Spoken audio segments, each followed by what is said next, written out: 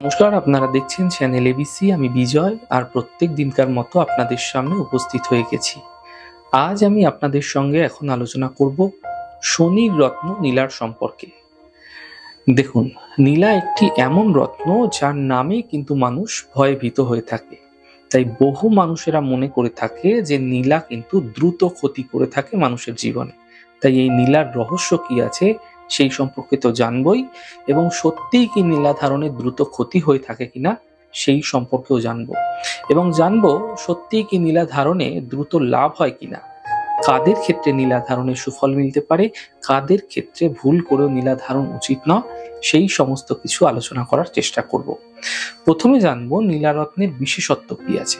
দেখুন, জ্যোতিষ শাস্ত্র মতে নবগ্রহের 9টি রত্নের মধ্যে শনির মুখ্য রত্ন হচ্ছে নীলা।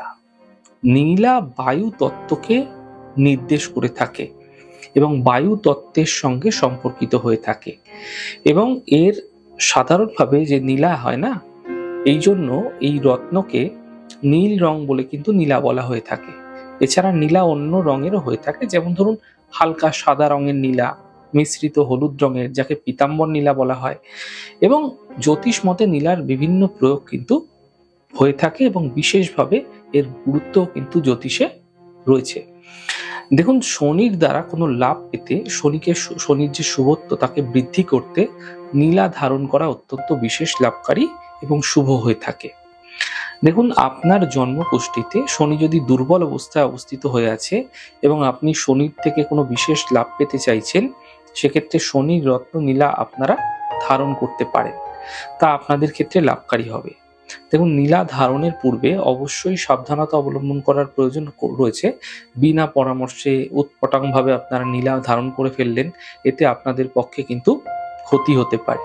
দেখুন, নীলার ক্ষেত্রে অনেকেই বলে থাকেন যে নীলা অত্যন্ত ভয়ানক একটি রত্ন, খুব দ্রুত সমস্যা করতে পারে। এর পেছনে সত্যি কি আছে? এমনটি অনেকে বলে থাকেন যে নীলা কিন্তু দ্রুত ফায়দাও দিয়ে থাকে এবং দ্রুত লোকসানও করিয়ে থাকে। দেখুন, নীলা ধারণের সাথে সাথেই মানুষের জীবনে উত্থান পতন শুরু হতে দেখা যায়, এটা অত্যন্ত সত্যি। আপনি যদি নীলা ধারণ করছেন, বেশ কিছুদিনের মধ্যেই এর কিন্তু অ্যাকশন শুরু হয়ে যায়। অশুভ প্রভাব আলাদা আলাদা ক্ষেত্রে আলাদা আলাদাভাবে লক্ষণীয় হতে দেখা যেতে পারে। যদি আপনাদের ক্ষেত্রে নীলা লাভ দিচ্ছে, তাহলে 15 দিন পর থেকেই দেখবেন এর শুভ প্রভাব আপনার মধ্যে লক্ষণীয় হচ্ছে। নীলা তখনই সব থেকে বেশি লোকসান করে যখন মানুষের তার জীবনে খুব খারাপ পরিস্থিতির মধ্যে দিয়ে সে যাচ্ছে, খারাপ কন্ডিশনের মধ্যে দিয়ে যাচ্ছে, কিন্তু সে নীলা ধারণ আপনাদের ক্ষেত্রে উচিত নয়। সেই সময় যদি আপনি নীলা ধারণ করছেন, তাহলে অবশ্যই কিন্তু আপনার শোক দুঃখ আরো বেশি বৃদ্ধি পাবে। তাই ভুল করে সঠিক পরামর্শ না নিয়ে কখনোই আপনারা কিন্তু নীলা ধারণ করবেন না, এমনটি আপনাদের ক্ষেত্রে ভীষণভাবে হানিকারী হতে পারে। দেখুন, নীলা দ্রুত নেগেটিভ রেসপন্স এই কারণেই দিয়ে থাকে, কারণ আপনার শরীরে নীল রঙের কোনো কেন্দ্র নেই, এবং কোনো কেন্দ্র নেই বলেই, কোনো পয়েন্ট নেই বলেই আপনার উপরে কিন্তু এই ব্লু কালারের যে এফেক্ট, তা কিন্তু খুব খারাপভাবে দ্রুত পড়ে যেতে পারে। দেখুন, আপনার শরীরে আলাদা আলাদা রঙের একটি চক্র আছে, আপনি জানেন, এবং একটি পয়েন্ট থাকে, কিন্তু শনির এই নীল রঙের কোনো পয়েন্ট আপনাদের শরীরে থাকে না, থাকে সেরিবেলামে, ব্রহ্মতালুতে, যাকে সহস্রার চক্র বলা হয়ে থাকে, যাকে ক্রাউন চক্র বলা হয়ে থাকে। এই নীল রং বা জামুনিয়া কালার, যেটা শনির যে রংটা, শনির যে প্রভাবটা, তা আমাদের ব্রহ্মতালুতে সেরিবেলামে থাকে। মাথার তলতলে জায়গাটি, যখন কোনো বাচ্চা শিশু জন্মায়, তার মাথার উপরের তলতলে অংশটির মধ্যে কিন্তু শনির প্রভাব বিশেষভাবে থাকে সহস্রার চক্রে। কারণ আপনার জীবনে বিভিন্ন ধরনের দ্রুত নেগেটিভ এফেক্ট সেই কারণেই ফেলে থাকে, কারণ শরীরের অন্য কোনো স্তরে নীলের আভা থাকে না, যার ফলে মাথার উপর কিন্তু তার এফেক্ট দ্রুত পড়ে যেতে দেখা যায়।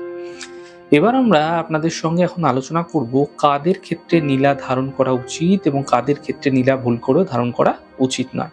দেখুন, বৃষ লগ্ন, তুলা লগ্ন, মিথুন লগ্ন, কন্যা লগ্ন, মকর লগ্ন এবং কুম্ভ লগ্নের মানুষদের ক্ষেত্রে নীলা ধারণ করা অত্যন্ত বিশেষ শুভ হয়ে থাকে।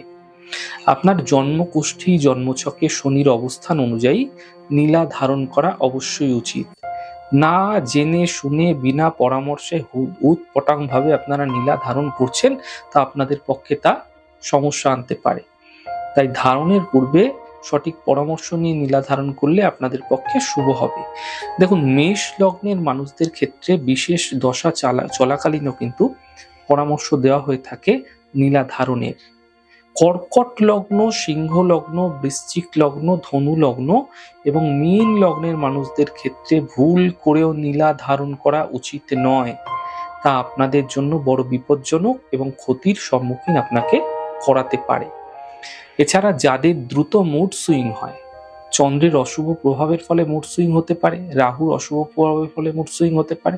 মুড সুইং যাদের হয়, যাদের মধ্যে রাগ অত্যন্ত বেশি, খুব ছোট ছোট বিষয়ে খুব দুঃখ পেয়ে থাকে, ভেতরে একটা অভিমান হয়ে থাকে, কখনো আপনারা দেখা যাচ্ছে হাসছে, কখনো আপনি দ্রুত মনমরা হয়ে বসে আছেন, মুড সুইং হচ্ছে দ্রুত, বারবার ধরে মুড সুইং হচ্ছে, এরকম মানুষদের ক্ষেত্রে ভুল করেও কিন্তু নীলা ধারণ করা উচিত নয়। যে সমস্ত মানুষদের ক্ষেত্রে দীর্ঘ সময় ধরে কোনো রোগগ্রস্ত হয়ে রয়েছেন, এমন ক্ষেত্রেও কিন্তু ভুল করেও নীলা ধারণ করা আপনাদের ক্ষেত্রে উচিত নয়। এবার আপনাদের সঙ্গে আলোচনা করব কোন সময় আপনাদের ক্ষেত্রে নীলা ধারণ করা শুভ হয়ে থাকে। দেখুন, শুক্লপক্ষের শনিবার দিন শোধন করে শুভ সময় দেখে নীলা ধারণ করা যেতে পারে, তবে বিশেষ শুভ হয়ে থাকে পুষ্যা নক্ষত্র, অনুরাধা নক্ষত্র, উত্তর ভাদ্রপদ নক্ষত্রযুক্ত শুক্লপক্ষের এই দিনগুলিতে শুভ সময় দেখে যদি ধারণ করছেন, তা বিশেষ লাভকারী হয়ে থাকে। দেখুন, একটি জিনিস আপনাদের অত্যন্ত বিশেষভাবে মাথায় রাখা প্রয়োজন। যদি আপনি নীলা ধারণ করে রয়েছেন, এমন ক্ষেত্রে ভুল করেও কিন্তু চুনি নীলার সঙ্গে ধারণ করবেন না। নীলা তো আপনি করলেন, আপনার লগ্ন সাপেক্ষে নীলা রত্ন তো আপনার ক্ষেত্রে যাচ্ছে, ঠিক আছে, কিন্তু নীলার সঙ্গে কি চুনি ধারণ করা উচিত? একেবারেই নয়। চুনি আপনারা ধারণ করবেন না, রক্তপ্রবাল এবং মুক্ত এগুলি কিন্তু আপনারা নীলার সঙ্গে ধারণ করবেন না। এমনটি আপনাদের ক্ষেত্রে ভয়ঙ্কর থেকে ভয়ঙ্কর সমস্যা কিন্তু দ্রুত সৃষ্টি করাতে পারে আপনার জীবনে। তাই যখনই আপনারা নীলা ধারণ করছেন, অত্যন্ত সাবধান এবং সতর্কতার সাথে নীলা ধারণ করুন, তা আপনাদের পক্ষে শুভ হবে। তাহলে আজকে আলোচনা করলাম নীলা কাদের ক্ষেত্রে ধারণীয়, কাদের ক্ষেত্রে ধারণীয় নয়, নীলা ধারণে কি সমস্যা আসতে পারে, কখন নীলা ধারণ করা উচিত নয়, তা সমস্ত কিছুই এই এপিসোডে আলোচনা করার চেষ্টা করেছি।